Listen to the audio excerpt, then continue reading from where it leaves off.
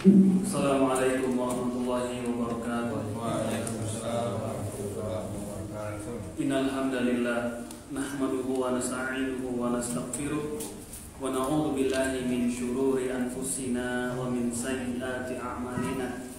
May yahdihillahu fala mudilla lahu wa may yudlil fala hadiya lahu. Asyhadu an la ilaha illallah wahdahu la syarika lahu wa asyhadu anna Muhammadan abduhu wa rasuluhu amma ba'd. Qala Allah ta'ala fi kitabihil karim, ya ayyuhalladzina amanu taqullaha haqqa tuqatih wa la tamutunna illa wa antum muslimun.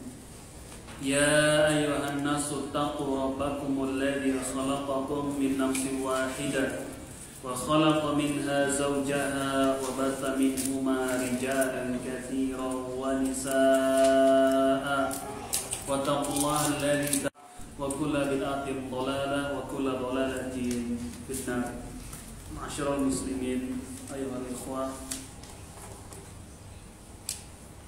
pada malam hari ini insyaallah taala kita kembali melanjutkan pelajaran kita pada kitab Al-Arba'in An-Nawawiyah, yaitu hadis-hadis yang dikumpulkan oleh Al-Imam An-Nawawi rahimahullahu ta'ala.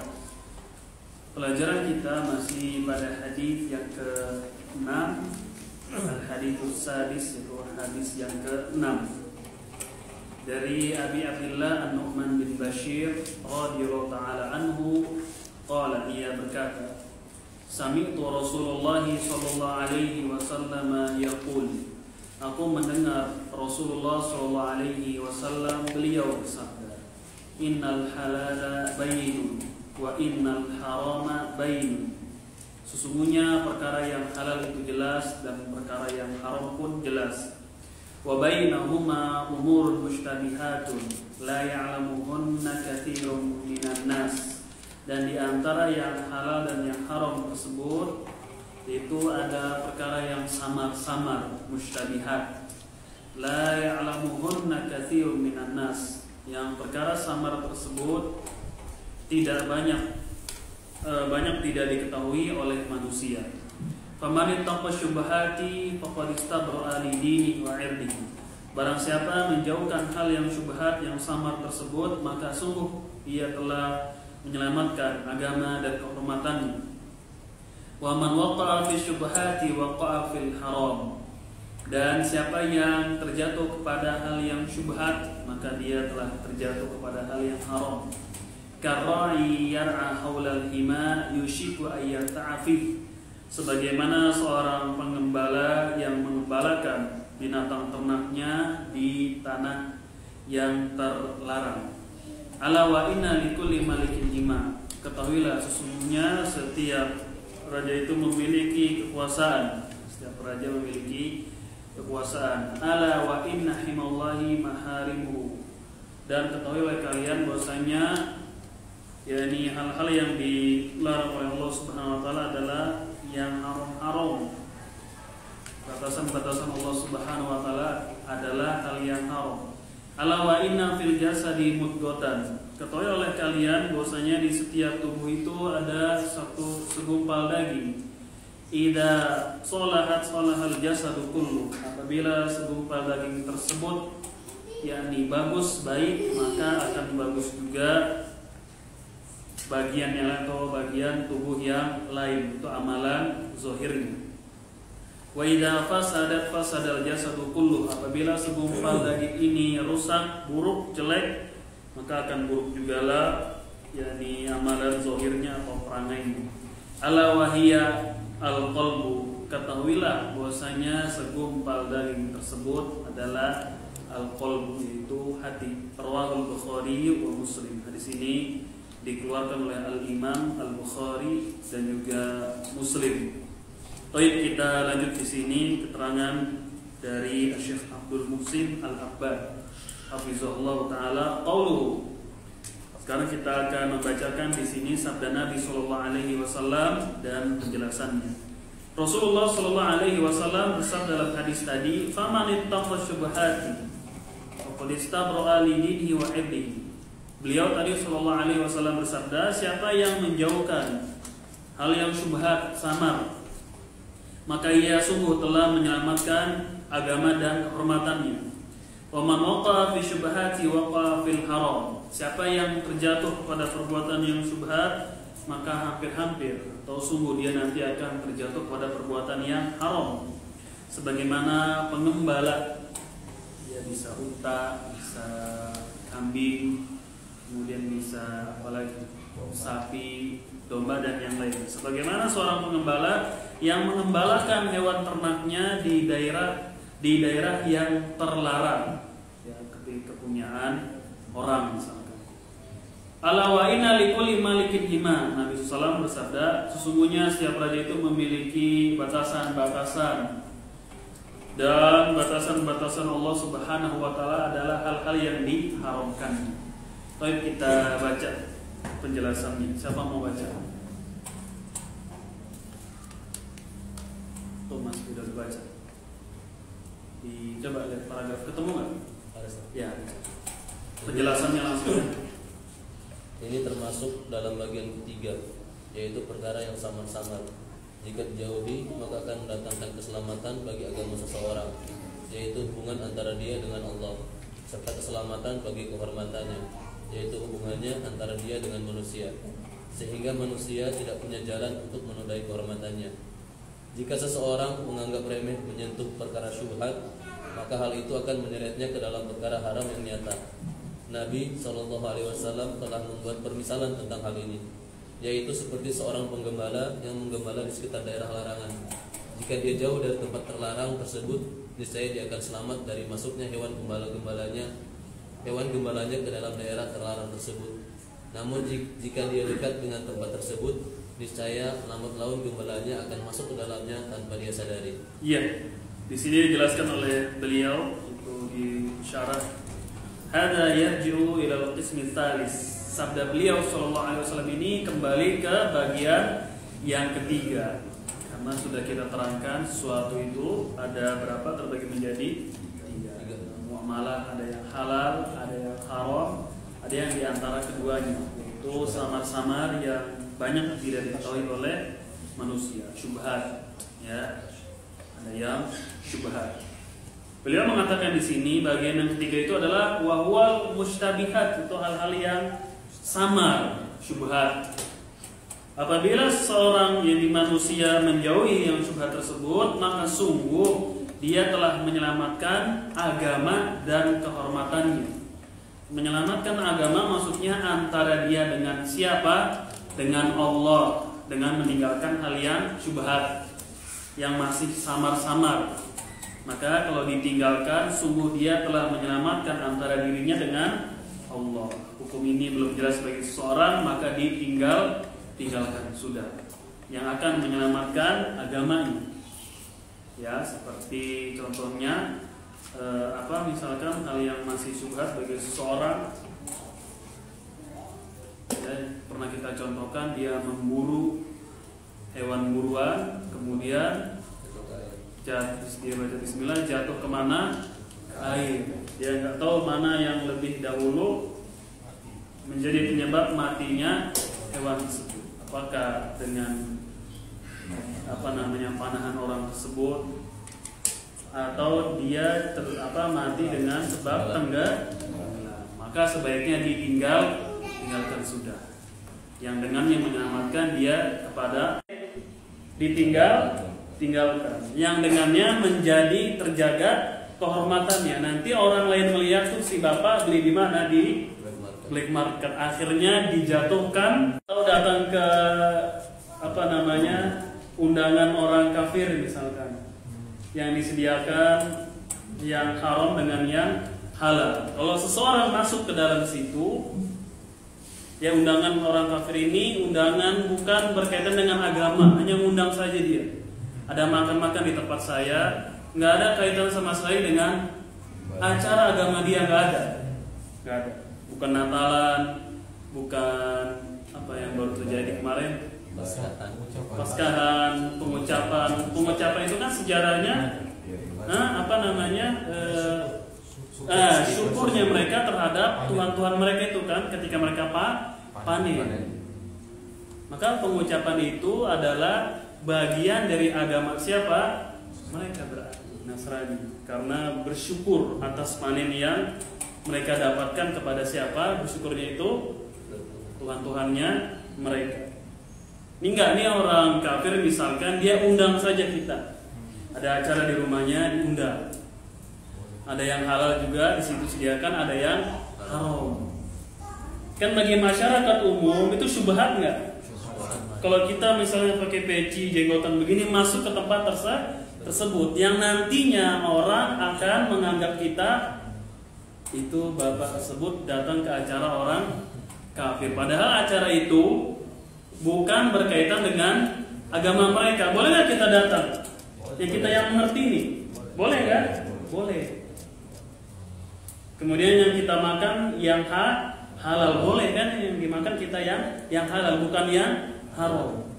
Tapi hal yang demikian bagi masyarakat masih syubhat. Misalkan yang awam, makanya la ya'lamuhunna katsirun minan nas, yang Su'amar ini banyak manusia tidak tahu. Kan sama misalkan demikian. Maka dengan meninggalkan undangan tersebut menjadi apa? Terselamatkanlah harga diri seseorang. Padahal dia meyakini datang ke situ tidak apa-apa. Kenapa? Karena pertama bukan acara agama mereka, nggak terkait. Dan kedua yang mau dia makan juga yang halal. Tapi undangan ini bagi masyarakat awam, barangkali mereka belum tahu, terjadi syubhat rancu. Kok ada Pak Ustadz misalkan ya masuk ke undangan orang kafir, apalagi kalau menjadi pembenar kebenaran. Misalnya masuk ke dalam gereja, ada orang nggak tahu apa-apa, dia nggak tahu hukum, masuk ke dalam gereja. Boleh nggak masuk ke dalam gereja? Ke tempat ibadah mereka boleh nggak? Boleh nggak? Cuma asal dia masuk ke dalam gereja itu, boleh nggak masuk ke dalam gereja? Tempat ibadah mereka kita masuk aja begitu. Boleh nggak? Tujuannya, kalau tujuannya nggak boleh yang bagaimana? Ikut ibadah, jelas nggak boleh. Ikut acaranya. Kalau hanya masuk saya gitu, boleh nggak? Boleh, cuma masuk dia, masuk keluar lagi. Apalagi kalau masuk merubah gereja tersebut menjadi masjid, boleh nggak? Boleh, jelas. Sa'ad bin Abi Waqqas ketika membuka Persia, masuk ke mana? Ke kerajaannya orang-orang Majusi. Masuk dia padamkan itu apinya orang-orang Majusi. Boleh nggak?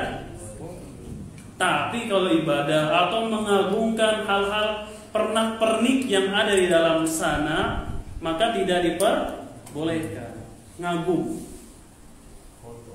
difoto kemudian dia selfie dalam gereja, masuk dalam gereja.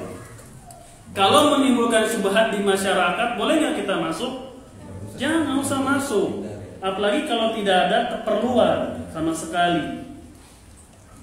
Ya, ini apalagi yang imannya cetek, yang imannya nggak kuat, melihat gereja masuk, bersih, AC di mana-mana, terang, karpetnya apa? Bagus-bagus. Akhirnya menimbulkan takjub. Puas. Kan kebanyakan di sini. Bagus-bagus nggak? Enggak. Dari jauh saja sudah apa? Megah. Kebanyakan. Walaupun nggak semuanya. Ada juga dari kayu, ada juga dari seng. Tapi kebanyakannya adalah megahnya. Seorang muslim kalau dia masuk nggak kuat keimanannya bisa takjub. Luar biasa fasilitas yang ada di dalam sana. Maka jangan masuk ke dalam tempat tersebut.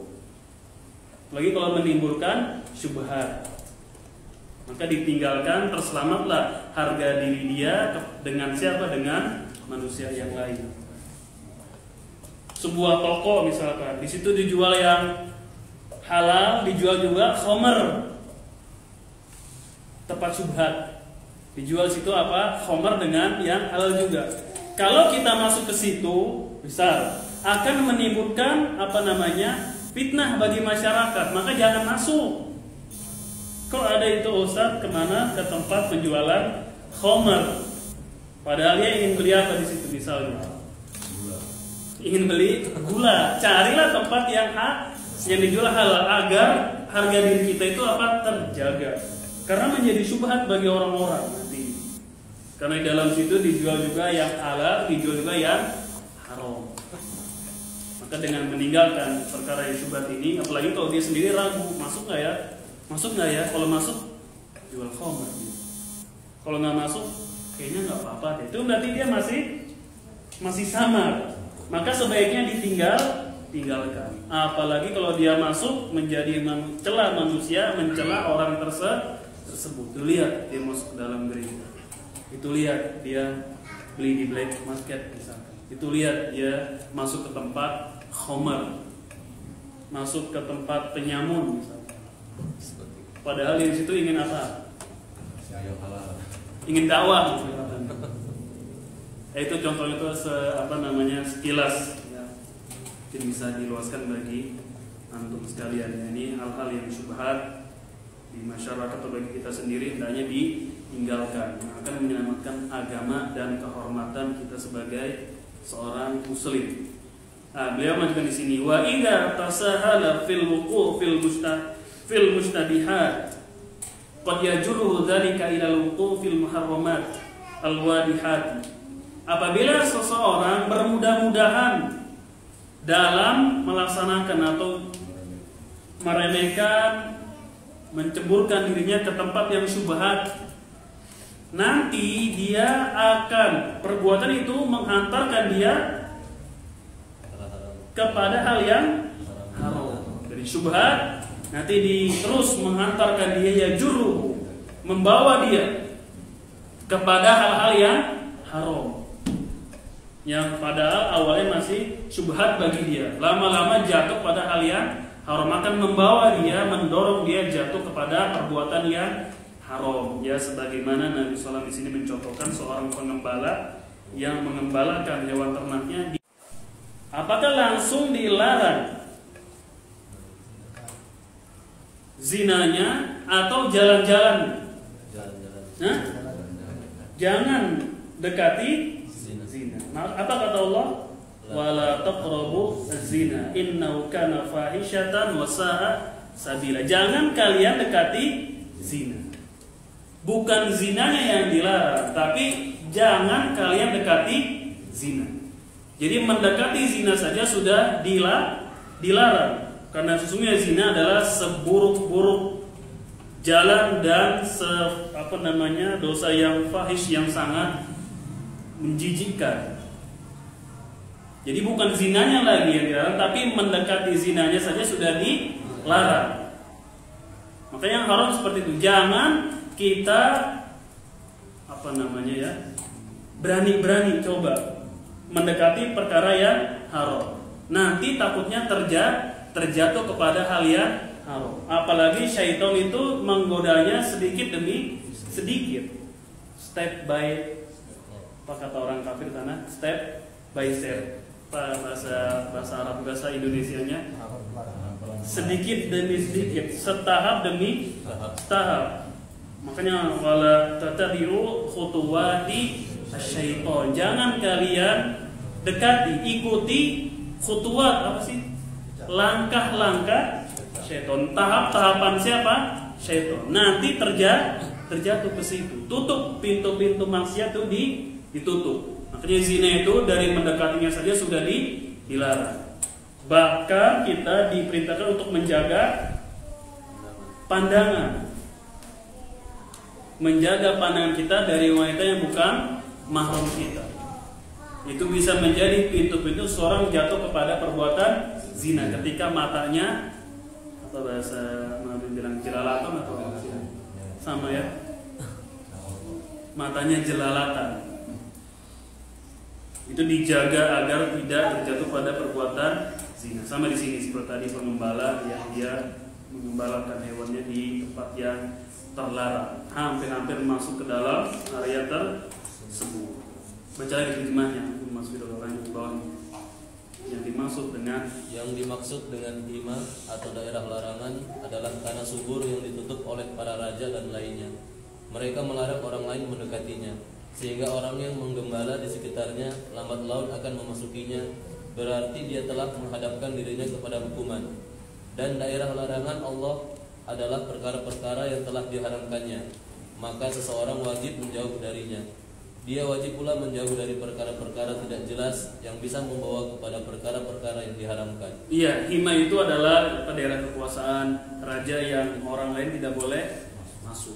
Nah, jangan kita mendekati area tersebut, nanti akan dihukum oleh siapa? Raja tersebut. Wa himallahi azza wa jalla al-maharim. Adapun daerah-daerah yakni batasan-batasan Allah adalah hal-hal yang diharamkan. Maka nggak boleh bagi kita untuk mendekati hal-hal yang diharamkan oleh siapa? Oleh Allah Subhanahu wa Ta'ala. Itu batasan, kita nggak boleh ke situ. Hal-hal yang haram. Jangan kita mendekati hal-hal yang haram tersebut.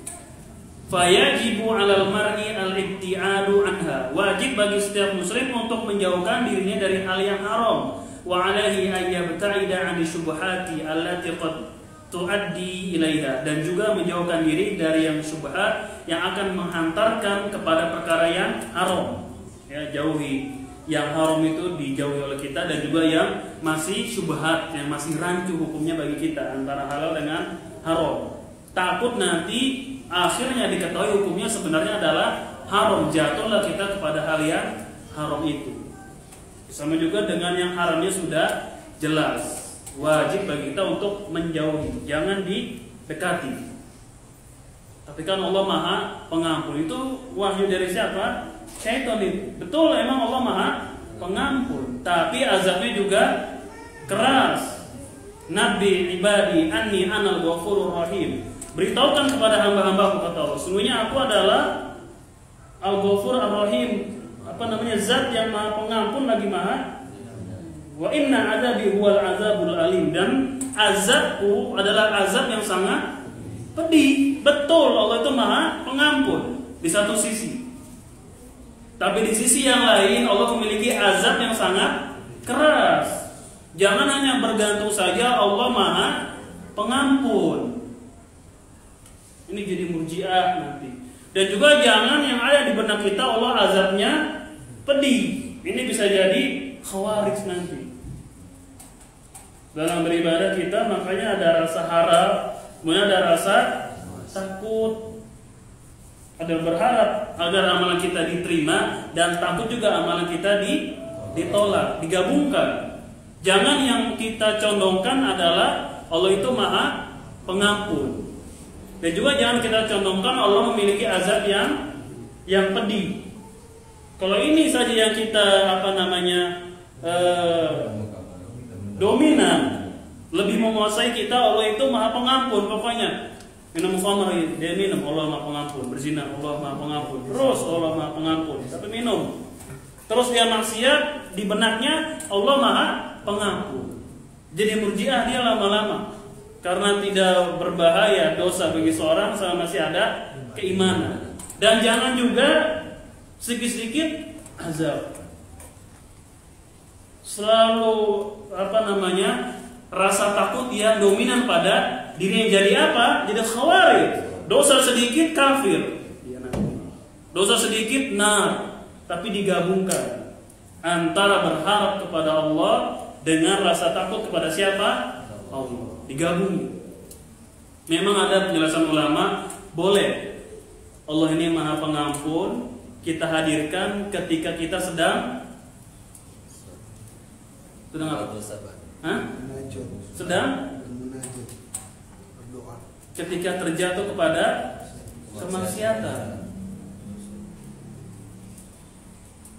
Oleh itu Maha Pengampun. Tapi habis itulah dia menyesali perbuatannya dan bertaubat, sudah. Dan boleh kita contohkan rasa takut kita akan azab Allah kapan? Ketika sedang senang, sedang bergembira, sedang sehat.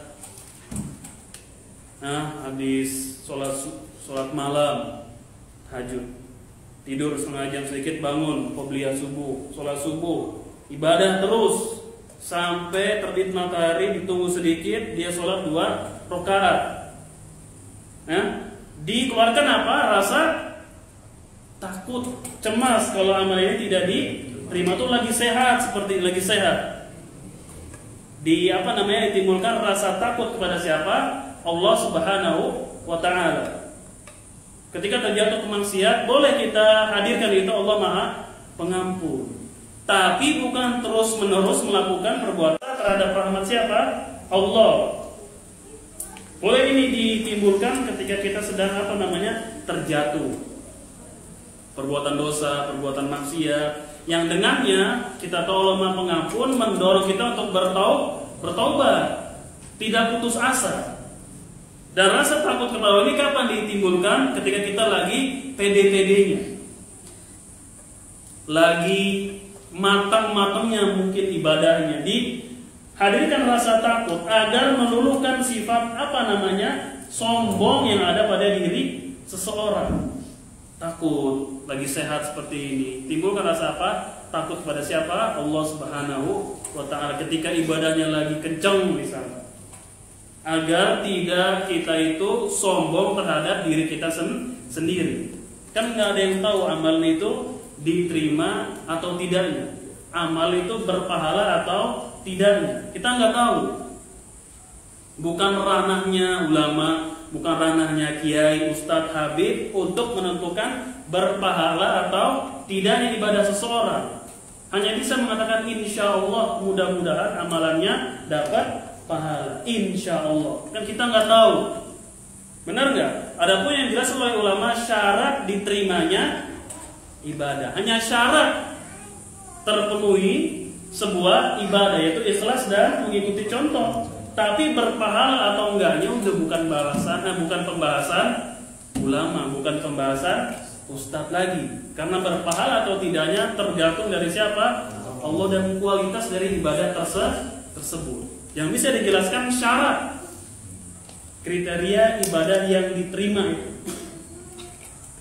dua ini. Tapi pahala atau tidaknya kita nggak tahu kadarnya, apalagi kadar dari pahala itu juga kita tidak tahu. Insya Allah kita hanya bisa mengucapkan mudah-mudahan, karena amal Bapak sudah sesuai dengan syaratnya, bisa diterima. Tapi nggak ada yang kepedean, amalan saya pasti diterima. Makanya ditimbulkan rasa berharap kepada Allah agar amalannya diterima. Dan satu sisi ada rasa khawatir, jangan-jangan amalan kita itu tidak diterima. Dan ini harus berjalan bersama. Al-roja wal khaufin, berharap dan rasa cemas. Kemudian ada yang ketiga, al-mahabbah, rasa cinta kita kepada siapa? Allah. Di dalam ibadah itu pilarnya cinta kepada Allah, kemudian berharap amalannya diterima, dan khawatir amalannya ditolak. Kata Al-Imam Ibnu Qayyim, seperti seekor burung. Ar-roja itu berharap sayap kanan. Kalau nggak ada sayap kiri, bagaimana burung terbangnya? Miring di sini dia, ke kanan. Kalau seseorang hanya berharap, miring dia. Jadi murjiah tadi kan dia. Sudah, dosa nggak apa-apa lah. Penting ada keinginan, kita berharap terus. Ada sayap kirinya, khauf. Apa itu? Khawatir, takut amalnya tidak diterima. Bisa terbang nggak? Sudah dua.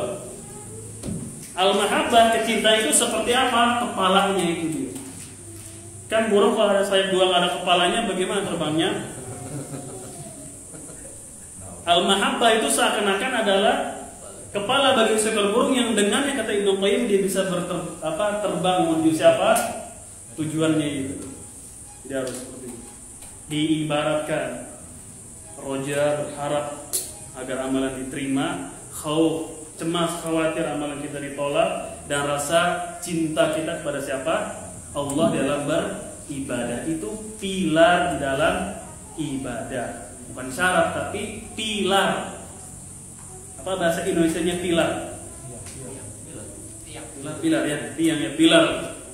Kalau tadi itu dua ini syarat diterimanya ibadah, ikhlas dan mengikuti contoh. Ada pilar dalam beribadah tadi, roja, khauf, dan al-mahabbah, rasa cinta kepada Allah Subhanahu wa taala. Baik, kita lanjut di sini.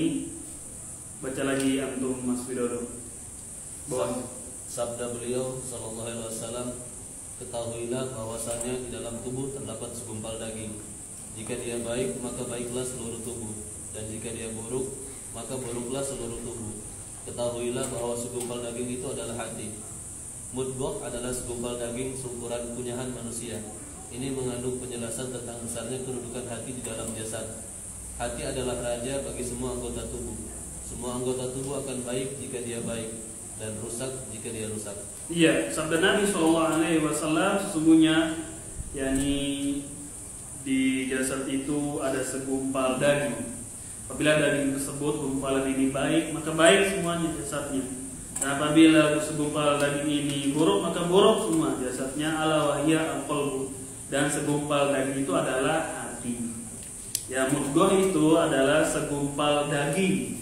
Pernah kita pelajari di hadis nomor keberapa? Keempat. Hadisnya siapa? Abdullah bin Mas'ud tentang penciptaan manusia. Ya, kalimat mudghah ini sudah kita lewati, dia segumpal daging. Wa fi hada bayanu azimu sya'nil qalbi fil jasadi. Dalam hadis ini terdapat penjelasan tentang besarnya kedudukan hati di dalam tubuh, yaitu amalan batin. Itu hati kita, amalan batin, memiliki kedudukan yang sangat besar bagi kehidupan siapa? Seseorang. Apabila hatinya ini buruk, maka amalan zahirnya pun buruk. Apabila hatinya ini baik, maka insya Allah amalan zahirnya pun akan menjadi baik. Itu ideal begitu. Tapi ada juga yang hatinya buruk, kekufuran, kemunafikan, tapi zahirnya terlihat baik. Ada. Benar nggak? Munafikin atau munafikun wal munafiqat itu di dalam hatinya menyimpan kekufuran kepada Allah dan Rasulnya, tapi amalan zahirnya mengatakan kami beriman. Makanya wa minan nasi ma yaqulu amanna billahi wa bil yaumil akhir. Dan ada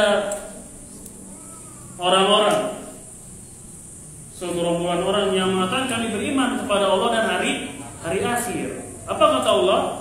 Wa ma hum bimu'minin. Dibongkar oleh Allah, mereka itu hakikatnya bukan orang-orang yang beriman.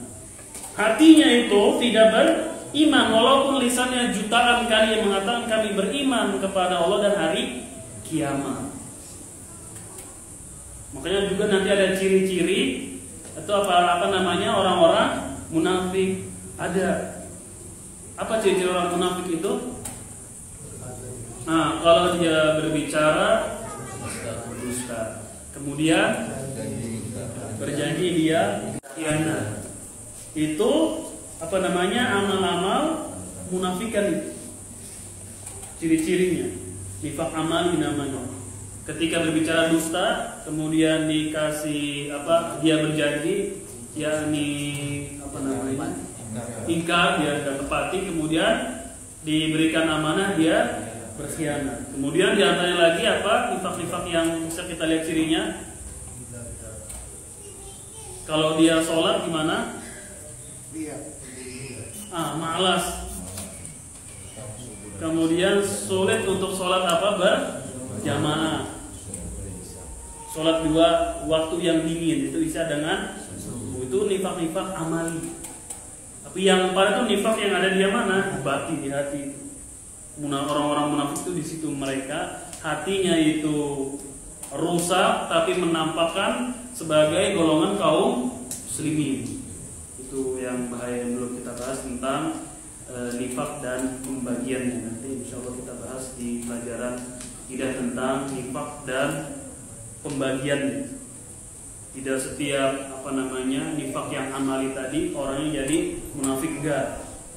Bisa jadi seorang muslim dia terjatuh pada berdusta bisa, tapi enggak, dia itu langsung jadi munafik. Memang sifat atau amalan yang dia kerjakan adalah ciri dari kemunafikan. Tapi hatinya belum tentu dia langsung jadi munafik. Seperti ada seorang sahabat yang membocorkan Nabi SAW bersama para sahabat ingin menuju kota apa?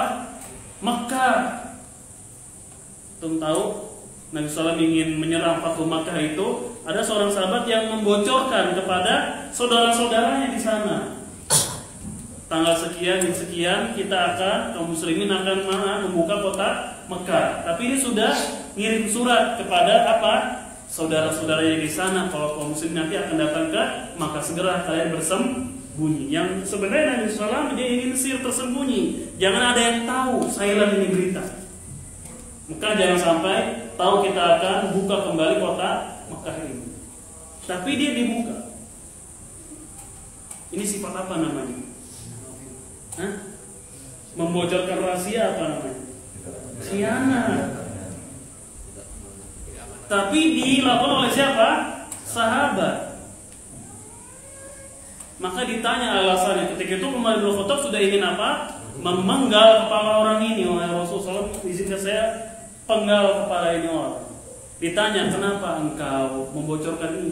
Di sana dulu orang-orang itu baik, ada saudara saya nggak mau mereka itu terbunuh dan yang lain. Itu alasannya orang tersebut, bukan dari hatinya membenci Allah dan Rasulnya. Nggak langsung dia dikatakan munafik. Udah gitu kata Nabi SAW, huwa min ahli Badar. Aduh, punya tiket lebih penting lagi. Dia ini termasuk penghuni. Dia ini termasuk para peserta perang Badar. Apa para peserta perang Badar jaminannya? Surga ikmalu masyiktum kata Allah. Terserah ente mau ngapain sudah. Terserah pokoknya para penghuni Badar ini kata Allah. Terserah udah mau ngapain aja terserah. Kalau bahasa kitanya ini mau berbuat dosa apa aja udah terserah.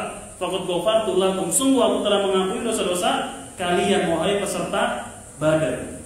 Bahasa kitanya terserah udah. Mau dosa apa lagi terserah. Tapi sahabat nggak ada yang pede. Tetap mereka khawatir dan tetap beramal. Lain dengan orang sekarang, nggak ada jaminan surga.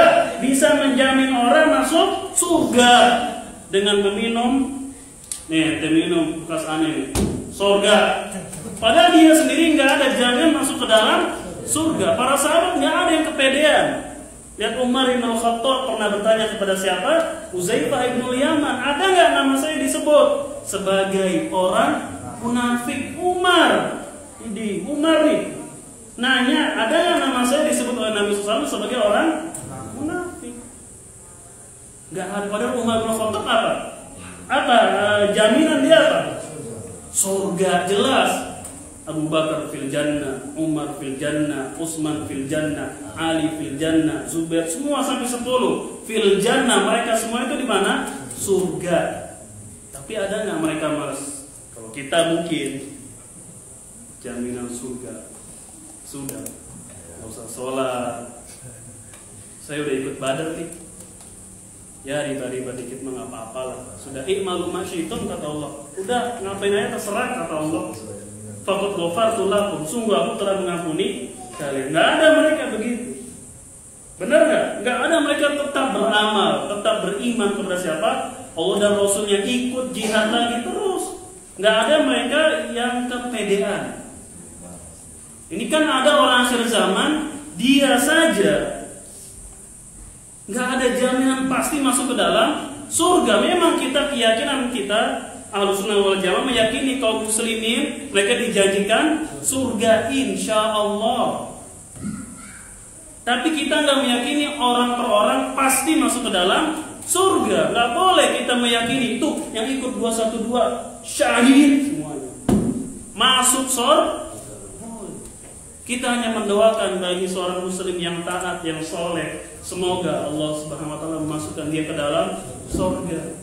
Sama, kita juga tidak boleh mencap seseorang masuk ke dalam neraka dari kaum muslimin. Sebengal apapun, sejahat apapun dia, semaksiat parah apapun, nggak boleh kita katakan melihat banci penghuni neraka.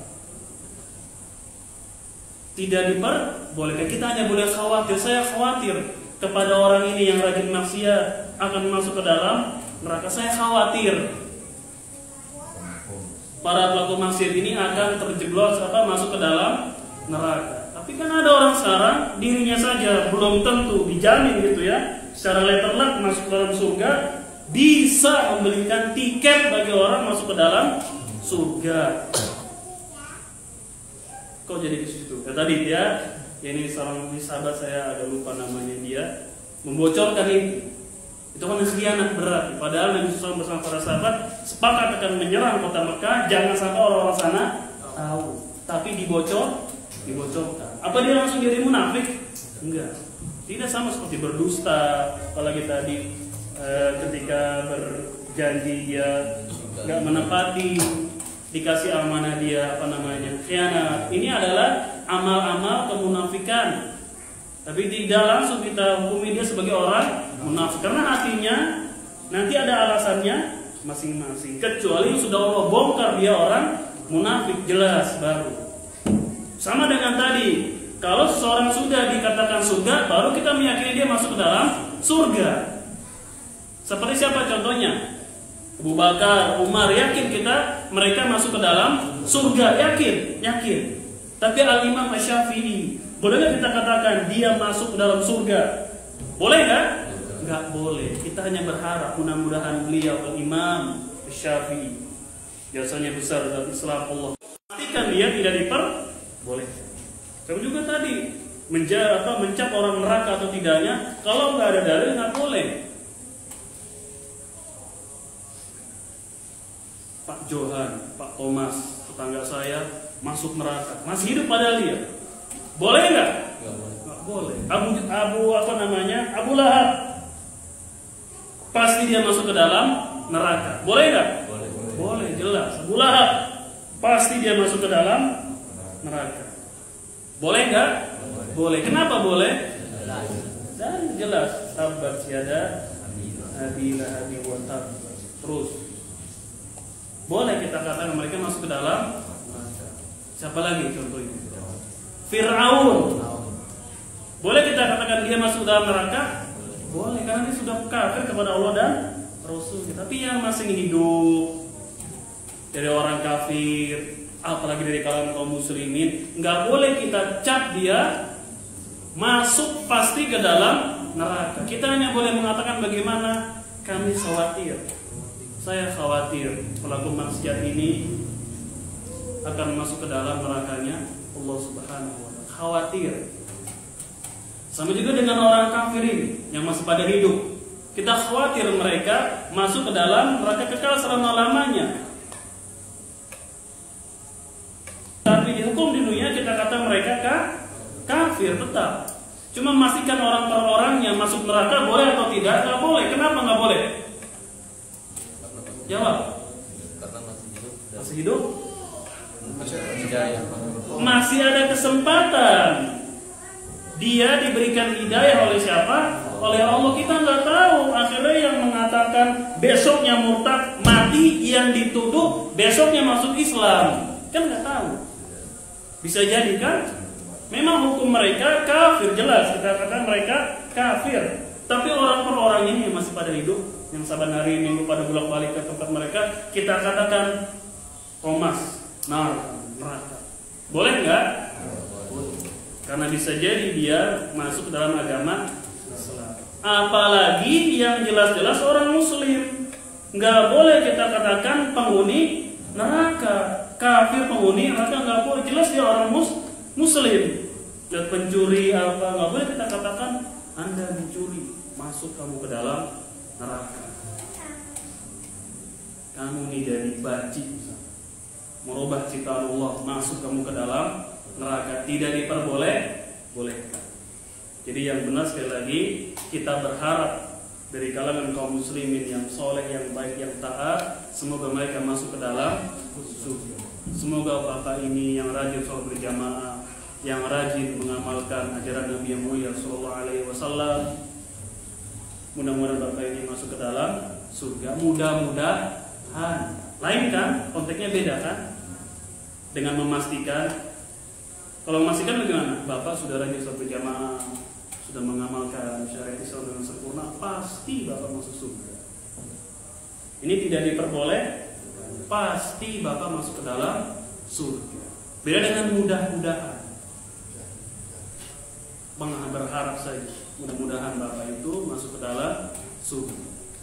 Sama dengan pelaku maksiat di kalangan kaum muslimin, nggak boleh. Ketika ada yang mencuri mikro misalkan, selusin dia mencuri mikro, 12 mobil dia curi. Nggak boleh kita katakan kamu pasti masuk ke dalam neraka. Kenapa? Kamu sudah mencuri, pasti kamu masuk ke dalam neraka. Nggak boleh. Bolehnya bagaimana? Saya khawatir sama ente nih, perbuatan ente nih, aduh. Saya khawatir kamu akan masuk ke dalam neraka. Khawatir kamu masuk ke dalam neraka nanti dengan perbuatan apa namanya, dosa dan maksiat kamu. Khawatir saja.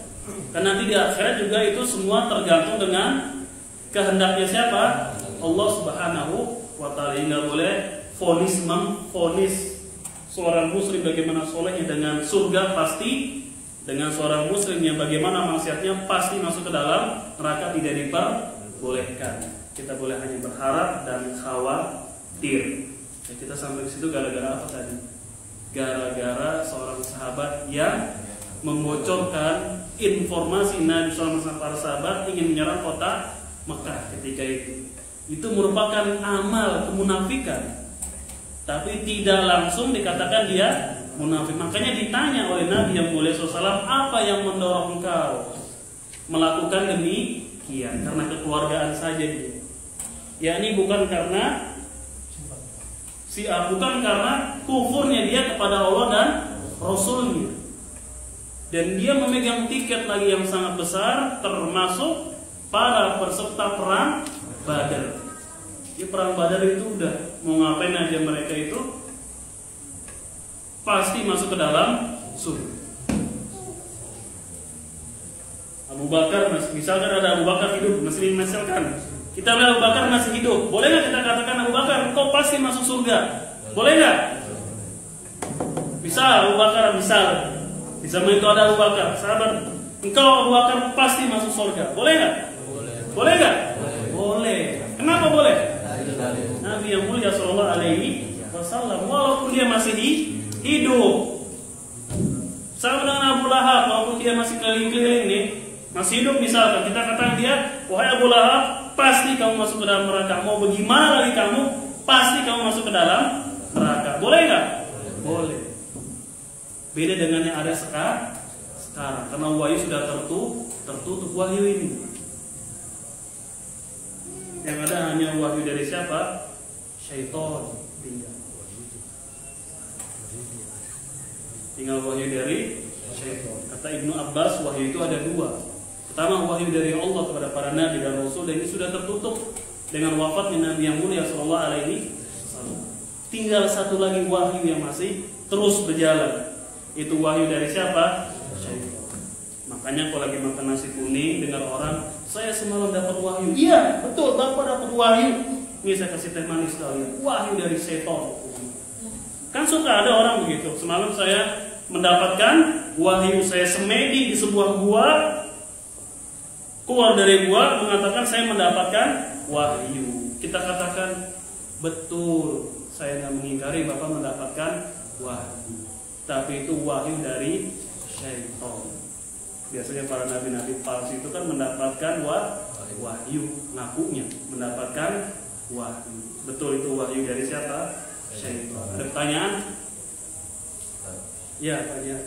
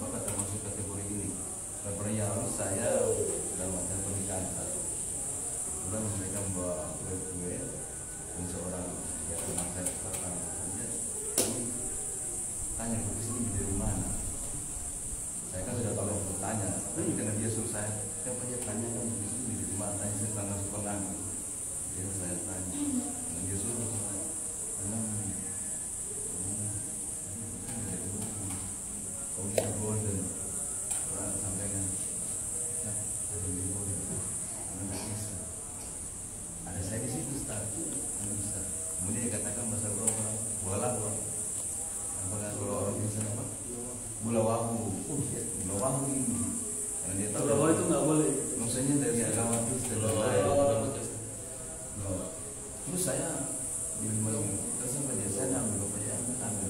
Apakah tidak termasuk saya jadi terhina di hadapan seorang ustaz ketika saya ambil itu dan saya bisa karena saya tahu tidak menjadikan bahwa itu di sana kemudian digoda di matahari bahwa itu jadikan dalil untuk tidak kita bisa makan. Saya ngambil. Apakah maksud saya perbuatan enggak menyentuhkan kehinaan? Enggak, kita kan meyakini itu halal boleh. Karena saya berpikir setelah itu, Pak Jen kamu berarti suka sembarangan. Jadinya saya berpikir setelah pergi, jangan nanti dia berpikir, oh Pak Jen berarti menghalalkan segala macam cara. Karena saya katakan apa tadi bola wawu tadi Pak Jen juga ambil.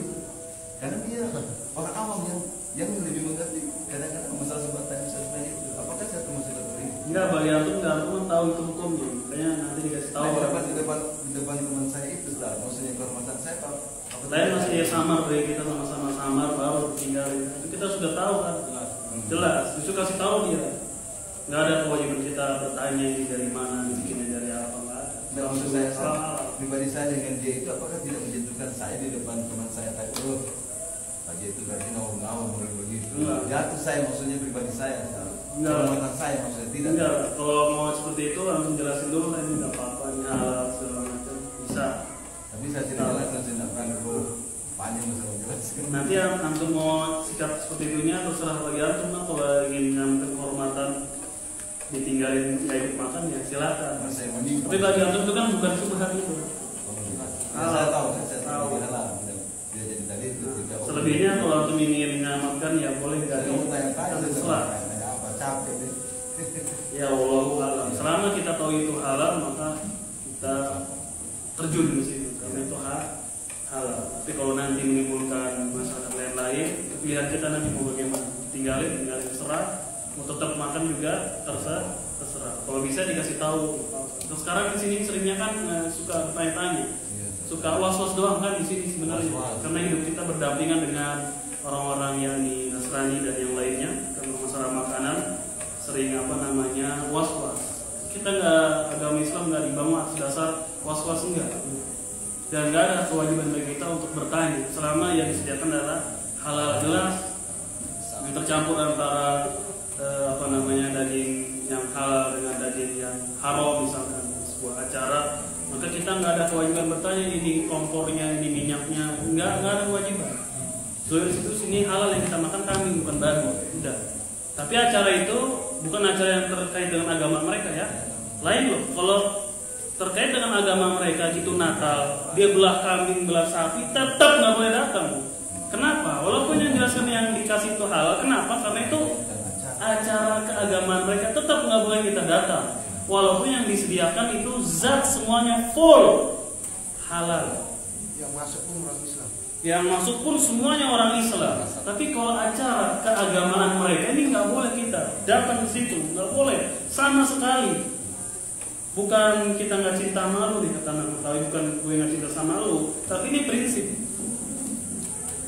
Kalau kerja bakti bersama kita ikut, menolong kalian jatuh apa kita boleh kita tolong secara manusiawi. Bagaimana perkawinan mereka? Kalau ada kemaksiatannya atau yang muslim kalau ada musiknya campur Quran nggak boleh datang. Makanya kan Ibnu Hajar ketika bicara hakul muslim al muslim situn, hak muslim dengan muslim lain. Nah, idza da'ahu fa'ajibu. Kalau engkau dipanggil diundang datang. Maka beliau Ibnu Hajar mengatakan di sini nanti itu seperti acara pernikahan, walimah itu kan wajib datang. Kata Nabi mengatakan yang nggak datang walimah diundang tapi dia telah bermaksiat kepada Allah dan Rasul. Makanya yang walimahan ini kalau kita diundang, kita bawa teman harus bilang dulu sama yang punya acara. Saya bawa teman 2 truk, boleh nggak ikut? Boleh silakan. Jadi undangan walimah itu kan wajib, secara asalnya dia wajib datang. Kecuali ada hal yang darurat ya, dia sakit, nggak punya ongkos atau ada lain-lain, dia baru minta uzur saya nggak bisa hadir. Tapi kalau nggak ada apa-apa wajib dia hadir. Kemudian Ibnu Hajar dia ngasih yang penjelasan walimah hanya bagaimana ini yang wajib kita datang, yang tidak ada kemaksiatan di dalamnya. Kalau di situ ada musiknya, kemudian campur baur antara laki-laki dengan wanita bareng, campur baur. Festival diundanglah menyanyi, ini nggak boleh kita hadir. Itu saudara kita Ustaz, iya saudara kita memang yang nikah. Lalu bagaimana sikap kita datang disiasati sebelum acara atau sesudah acara selesai? Intinya kita kan hadir. Kita itu biasa datang oleh undang-undang begitu ketika waktu azan zuhur, habis sholat zuhur hadir. Biasanya nggak ada musiknya, nggak ada orang speak, musiknya mati. Benar nggak kalau azan nih? Pulang langsung sudah. Hah? Kristen yang undang gimana?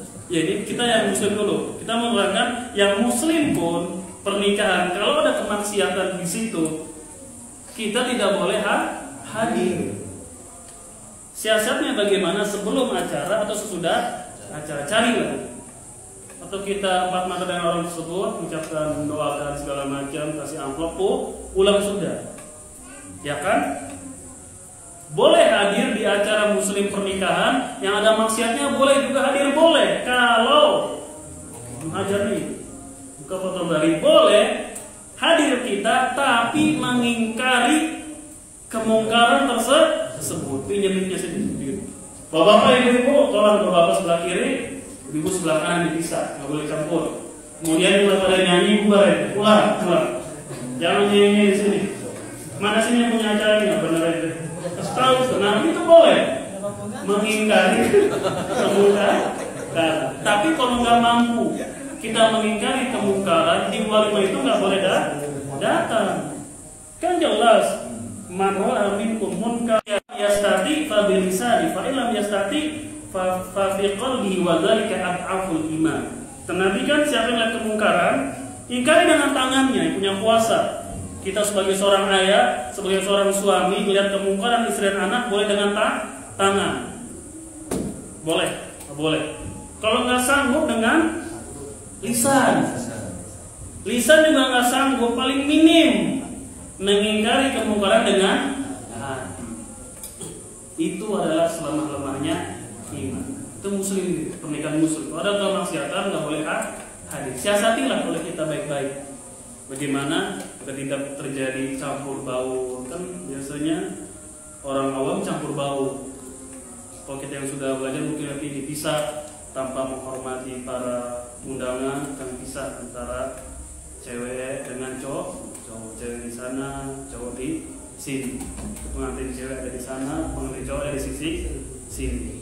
Ya, kemudian disediakan bangku untuk makan dan minum. Nah sekarang orang kafir boleh nggak hadir pernikahan orang kafir? Secara asal boleh atau enggak? Datang kawinan mereka? Boleh. Tapi kalau ada musiknya lagi, ada campur baurnya lagi, tetap tidak diperbolehkan. Mau hadir nggak hadir orang kafir itu tidak mengapa, tidak masalah bagi kita. Mau kolega kita terserah mau hadir tidak masalah. Masalah yang dibahas itu undangan seorang muslim wajib hadir. Wajib hadir itu apa? Undangan walimah, tahlilan, yasinan, akekahan lagi. Bukan, tapi walimah urs itu walimah pernikahan yang wajib kita hadir dengan syarat-syarat dan ketentuan yang berlaku. Nah kalau orang kafir mau hadir nggak masalah buat kita. Tapi lihat kalau hadir acara orang kafir, acara apa dulu? Keagamaan bukan. Kalau keagamaan kita nggak bisa sampaikan permohonan maaf kita nggak bisa hadir dalam yang demikian karena ini prinsip kami sebagai kaum muslimin. Mohon maaf. Tapi kalau bukan acara keagamaan boleh hadir. Nanti dilihat di dalam situ ada kemaksiatannya kan. Ustaz kalau gitu kita susah. Ya udah kalau sudah ketentuan kita begitu, kita kan kaum muslimin memiliki aturan di dunia ini yaitu Al-Quran dan As-Sunnah. Sudah nggak relevan lagi ya, serah itu pendapat kalian. Kita kaum muslimin memiliki prinsip yang wajib kita terapkan selama masih hidup di mana di dunia ini. Mau dibilang nggak asik, nggak gaul, terserah.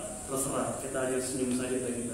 Allah ya, tamu. Yang wajib dihadiri walimah itu apa akad nikah atau resepsi? Karena ada sering terpisah itu resepsi sama akad.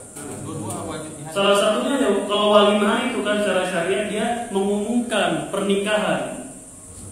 Jadi kalau ada akad, ada resepsi, berarti walimah itu lebih kepada resepsi. Karena walimah itu mengumumkan bagi saudara-saudaranya, tetangga-tetangganya bahwa si fulan ini sudah dan fulana sudah menikah. Diumumkan. Aulin walau bisyatin, kata Nabi pada saat bin Abi Waqqas, berwalimahlah engkau, wajib. Berwalimahlah engkau walaupun dengan seekor kambing. Berarti walimah ini wajib. Dan walimah itu mengumumkan iklan bahwasanya dia sudah menikah. Bahwasanya dia sudah menikah. Makanya habis akad langsung ada resepsi di situ. Mengumumkan. Jangan ada akad atau resepsinya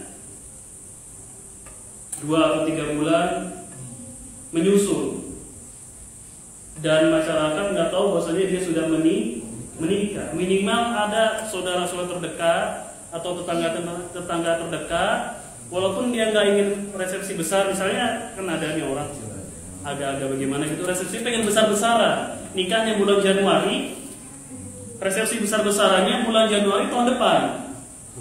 Jadi akad doang itu Januari. Nah di situ beritahu tetangga sekitar bahwasanya kita sudah menikah agar tidak terjadi fitnah. Karena wali ini kan dia mengumumkan, memberitahu saya ini sudah menikah. Jangan nanti orang melihat dia berdua, itu kok sudah ngebonceng cewek ya.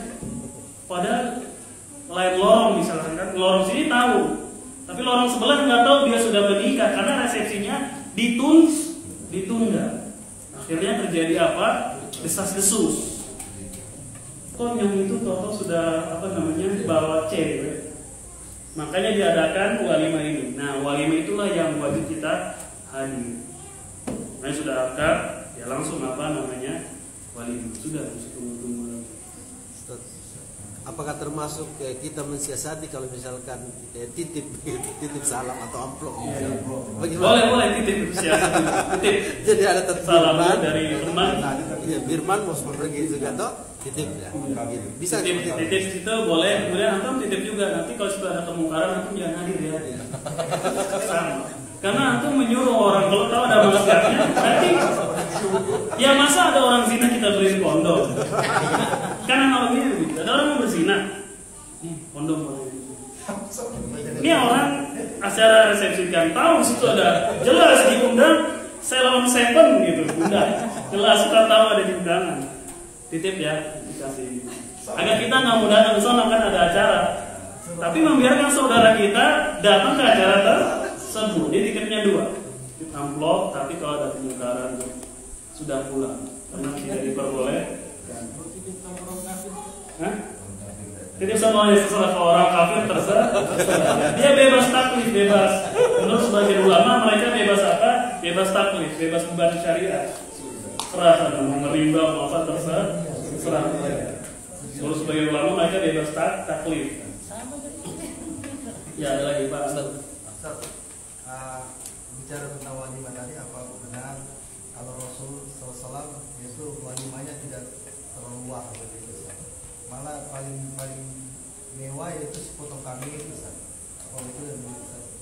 Iya, memang Nabi SAW pernah berwalimah dengan susu, ya kan. Kemudian juga ada dengan kambing ketika nikah dengan siapa itu yang anak wanita Yahudi, Sofia di Huyai. Ya hanya dengan susu kalau saya nggak salah ingat. Nah mereka itu memang ya seperti itu aja. Ya ini sederhana karena memang walimah itu adalah hanya untuk pemberitahuan. Dan dengan yang ada di zaman seperti itu ya sudah cukup bagi mereka untuk mengadakan demikian. Nah bagi kita sekarang terserah bagaimana, mau di gedung kah, mau di depan rumah, diperbolehkan selama tidak memberatkan. Yang dilarang adalah bagi kita memberat-beratkan diri. Akhirnya resepsinya 80 juta habis itu ngontrak. Habis akhirnya dia ngontrak. Nah, kalau punya uang banyak, resepsi biasa saja, habis itu beli rumah lah sedikit. Resepsi 200 juta, habis itu malah ngontrak. Makanya pakai mie instan setiap hari. atau dia malah resepsi itu ya sudah semampunya kita aja. Semampu kita berapa? Mampunya 200 juta, 200 juta. Bisa, mampunya sekian ya sekian. Jangan memaksakan diri, itu yang dilarang adalah memaksakan diri. Yang penting adalah kesabaran pernikahan tersebut, itulah yang menjadikan kita seorang imam. Jadi nggak usah jauh-jauh ingin jadi imam. Kalau sudah menikah akan menjadi imam sendiri sudah. Punya rakyat di dalam rumah. Nggak usah ngurusin imam besar, imam negara, nggak usah. Urusin aja keimaman kita di dalam rumah. Cukup kritiklah kita sebagai imam di dalam rumah. Jangan mengkritik imam yang besar. Siapa imam besar? Bapak Presiden kita. Siapa? Bapak Jokowi. Semoga Allah menjaga beliau. Depannya yang lain? Subuh ya kita ya. Ya Bapak. Assalamualaikum warahmatullahi wabarakatuh. Assalamualaikum warahmatullahi wabarakatuh. Ada hubungannya dengan Nikah. subhat. Oh syubhat. Ini loh Ustaz. Ini kan di secara kenegaraan atau secara pemerintahan, khususnya di Manado sini biasanya ada syukuran. Kata syukuran itu atau pengucapan atau kata syukuran itu sudah menjadi istilah mereka. Di sini ya. Di mana Pak? Dan itu di universal kan. Sebentar lagi nih bulan Agustus, sebentar lagi itu ada pengucapan Kota Manado. Ya, pengucapan Kota Manado. Dulunya nggak ada, ini baru berjalan 3 tahun ini. Dan ini ada program dari pemerintah kota, dari gubernur sampai ke bawah, jajaran bawahnya, itu memerintahkan seluruh rakyat masyarakat Manado untuk memeriahkan atau melakukan ucapan syukur ini dari lurah sampai tingkat RT. Nah di dalam acara itu karena diuniversalkan, seluruh pengikut penganut agama disuruh berdoa masing-masing sesuai dengan agamanya. Jadi yang Kristen berdoa secara Kristen pada saat acara berlangsung, yang Katolik, kalau ada Hindu, Buddha dan lain-lain termasuk Muslim disuruh berdoa bersama-sama. Saya pernah tanya kenapa seperti itu, kenapa harus disuruh berdoa bersama-sama? Dan apa bedanya kalau di upacara kenegaraan atau upacara apa? Kan ada doa masing-masing. Apa bedanya dengan itu katanya? Nah, sehubungan dengan itu Ustaz, apakah itu masuk syubhat atau bagaimana? Iya. Acara pengucapan itu asal muasalnya itu dari mana dia? Pengucapan itu budaya mereka kan? Budaya sebelah. Ya. Iya, berarti kita bukan budaya sebelah sebenarnya. Budayanya Manado. Iya. Betul, budaya Manado. Iya. Manado orangnya mana? Manado. Iya, berarti kan masyarakat Manado dalamnya kan universal, Ya, heterogen. iya. Di dalam situ di Manado itu ya ada orang Gorontalo, ada orang. Iya. Kita kan kaum muslimin memiliki sumber kan, Ya. dan tidak ada hari raya acara-acara dalam Islam kecuali 3, Idul Fitri, Idul Adha, dan Ayatul Tasyrik. Kita hanya di situ saja. Dan perintah atau himbauan pemerintah itu nggak wajib bagi kita. Ketika kita nggak ikut acara tersebut nggak dipenjara dan tidak berdosa jelas. Kecuali nanti pemerintah memaksa kita harus wajib ikut, kalau nggak ikut dipenjara atau dibunuh. Kan nggak bebas bagi kita. Saya di sini 3 tahun nggak pernah ikut begitu dan nggak apa-apa. Apalagi kalau memang asal muasal acara itu bukan dari Islam. Jelas ada kemaksiatan dan yang lainnya. Maka kita sebagai seorang muslim nggak usah ikut. Kalau pemerintah mewajibkan, maka berlaku sabda Nabi la ta'ata fi makhluqin la ta'ata li makhluqin fi maksiatillah. Kalau pemerintah wajibkan itu misalkan acara yang demikian, maka tidak ada ketaatan kepada makhluk dalam bermaksiat kepada siapa? Allah itu. Tapi kalau acaranya jelas bukan dari kaum muslimin dan hura-hura, foya-foya bukan ciri khas agama Islam. Jadi nggak wajib juga bagi kita untuk ikut acara tersebut. Nah, apalagi tadi baru ditambahkan dengan hal-hal yang memang asal muasal dari mereka. Dan hanya ada di sini. Kita di tempat lain, di Makassar, di Tangerang, Jakarta nggak ada. Kenapa ada di sini? Karena memang mayoritas dahulunya barangkali mereka hanya ada orang Kristen di sini kan. Pendatang Islam itu dari apa kan? Memang dari sana asal muasalnya. Dan memang kalau mereka ingin mengamalkan terserah, karena itu adalah tradisi mereka dan bukan tradisi kita kaum muslimin. Pun kalau pemerintah mewajibkan bagi kita, tidak ada ketaatan kepada mereka dalam bermaksud kepada siapa? Allah. Tapi dalam mengingkari perintah ini bukan langsung enggak ada caranya, koridornya masing-masing. Jadi nggak usah kita ikut acara-acara yang mereka adakan itu, walaupun sudah universal. Misalkan di Indonesia Natal jadi universal, tetap kita nggak boleh ikut. Sekarang Natal diuniversalkan seluruh nasional wajib merayakan, wajib pakai topping Sinterklas misalkan. Maka kita kaum muslimin tetap tidak diperbolehkan. Dan undang-undang kita melarang orang memasakkan keyakinan seseorang, nggak boleh. Jadi di kita ini bebas berkeyakinan, beragama, nggak boleh mereka masa kita pakai topi Sinterklas. Bagaimana kita nggak masa mereka untuk apa jadi muslim ya? Menggunakan peci atau kita nggak pernah. Ya pakai jilbab misalnya, kita nggak pernah. Makanya di UUD itu pernah saya baca tidak boleh memasakkan keyakinan seseorang. Ketika mereka ingin mengamalkan fiesta ini, ya silakan bagi mereka. Kita menjaga diri keluarga masyarakat setempat, menyerahkan bahwasanya ini bukan dari ajaran Islam kita. Jangan ikut hura-hura dan yang lain. Berarti singkat Ustaz, tidak boleh ikut berdoa ke situ. Nggak usah, apalagi ada kesatuan agama. Kalau ada doa bersama berarti membenarkan agama di luar Islam. Itu kekufuran. Walaupun yang mencetuskan kiai atau siapa nggak boleh, karena ada pluralisme nanti, membiarkan seluruh agama ini berdoa masing-masing. Beda dengan kaum muslimin ketika zaman dahulu menguasai sebuah tempat, sebuah negara, ada orang Kristennya, kita nggak boleh masa mereka, dan mereka harus membayar jizyah kan. Tapi nggak ada barang-barang antara khalifah dengan pendeta-pendeta setempat, nggak ada. Makanya ikhwan sekalian, nanti suatu saat kita akan membahas yaitu kitab yang ditulis oleh Ibnu Qayyim. Saya lagi meneliti, memeriksa menguasai buku tersebut. Ada Ibnu Qayyim, cocok dibahas di sini. Punya kitab namanya Ahkam Ahlu Zimmah, hukum-hukum yang berkaitan dengan kafir zimmi.